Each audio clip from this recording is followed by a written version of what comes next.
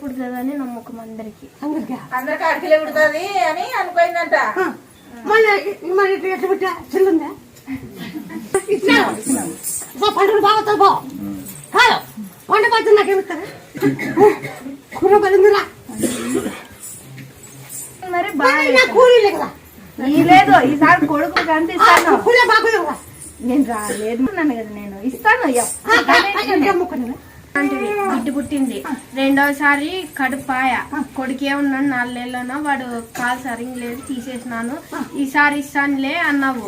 కడుపుతో ఉన్నప్పుడు తిరిగి తిరిగి కనే వరకు తిరిగినా కానీ ఒక్క